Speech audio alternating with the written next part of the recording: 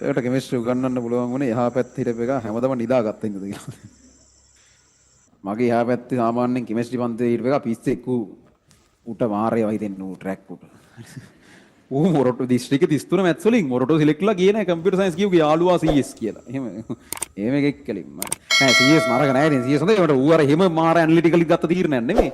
ඌගේ යාළුවාට ඌගේ යාළුවා ඌ ඊටන්තයි. හරිද? ඌගේ යාළුවා මේ ඌ කෙමිස්ට්‍රි පන්තියේ නෑ මොකද ඌ IT කරේ. ඌ කෙමිස්ට්‍රි ගිහිල්ලා මුලින්ම මාසයක් විතර ඌට කෙමිස්ට්‍රි අමාරුයි වගේ හිතලා ඌ IT වලට මාරලා ඌ එකෙන් ලංකාවේ දෙක.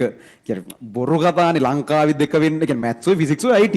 ඒතර ඒකෙන් ලංකාවේ දෙක වෙන්න පුළුවන්. ඒකට මේ කෙමිස්ට්‍රි පේපර් එකක් කරලා ඒකක් ගන්න බොරුනේ. ඉතින් ඌට අර මාසයක් ගියා පොඩ්ඩක් සෙට් නෑ වගේ අමාරුයි වගේ ඌටක් ගාලා මාරුණා IT කරේ. ඒතර ඌට මේ මොරටෝ යන්න බෑනේ IT කරලා ලංකාවේ කීය වුණත් කම්පියුටර් සයන්ස් ඉතින් යන්න තියෙන්නේ. මේ කම්පියුටර් සයන්ස් ගියා කොළඹ අරුත් ඉතින් ඌ දිස්ත්‍රික්ක 33 කොළඹ ඉතින් උඩ ගේමන්න දෝ මොරටෝ යන්න පුළුවන් මේ ඌත් අරූ ගියා නේ හිතලා ඌත් කම්පියුටර් සයන්ස් එහෙමනේ ඌ ඔක්කොම අර පාරම්පරික ට්‍රැක් කාර්යෝ ටිකක් උන් ඒ කියන්නේ ඌට තමයි මම අර ඕගලන්ට කිව්වද එකෙක් හිටියා කියලා ඌ තමයි මේ ඌට හිතෙනවලු ඒ අවුලක් නැහැ ඌ එහෙම ප්‍රශ්නයක් නැහැ ඌට හිතෙනවලු මේ මෙහෙම මේ පන්ති කියලා දෙයක් ඉගෙන ගන්නවා කියලා දෙයක් විභාග කියලා දෙයක් නෑලු මේ ලෝකේ. හරි. කියන්නේ උට හිතෙන්නේ ඒක නිකන් ගැලපෙන්නේ කවුද එහෙම හිතලා ඒ කියන්නේ නෑ ඇත්ත ඌ කියන එකේ පොයින්ට් එකක් තියෙනවා මේ හොඳට ජීවත් වෙන්න ඕනේ තියෙන එක. ඒ ඉතින් හිතන්නකෝ අපි හැමෝම එකඟ වුණා කියලා අපි විභාග කරන්නේ අපි ඉගෙන ගන්නෑ අපි ඔය පුළුවන් හැටියට ජීවත් වෙනවා කියලා.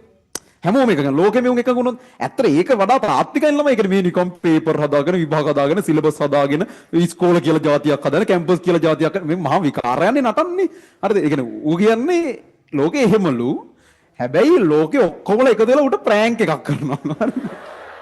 ඔක්කොම එකතු වෙලා ඌ ඉපදුණු දා ඉඳන් හැමෝම එකතු වෙලා මේ ඌව රවට්ටන්න ඉස්කෝල කියලා තියෙනවා පන්ති කියලා තියෙනවා. උන් කියන්නේ දැන් පන්තියේ ඉන්ටර්වල් එක දීපු ගමන් ඔක්කොම එළියට ගිහිල්ලා උට පේන්නේ නැතින ඉනා වෙනවලු අර රැවටිලා ඉන්නේ වගේ වගේ.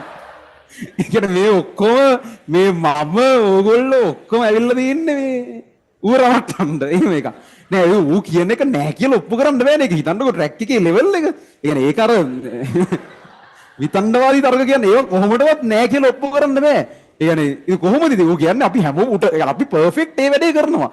සර් උනත් ඇවිල්ලා අරෝ ගියාම ළමයි එක්ක එකදලේ අරෝ හොඳටම රැවටිලා ඉන්නේ කියලා මේ ඉනාවි යනවා කියලා කියන්නේ. ඒ උට කොහොමද ඒක නෑ කියන්නේ? ඉතින් උට කොච්චර කිව්වත් ඌ කියන්නේ උඹලා මට පේන්නේ නැති වෙන්න ඕක කරන්නේ. ඉතින් අහු වෙන්න කරන්නේ නෑ.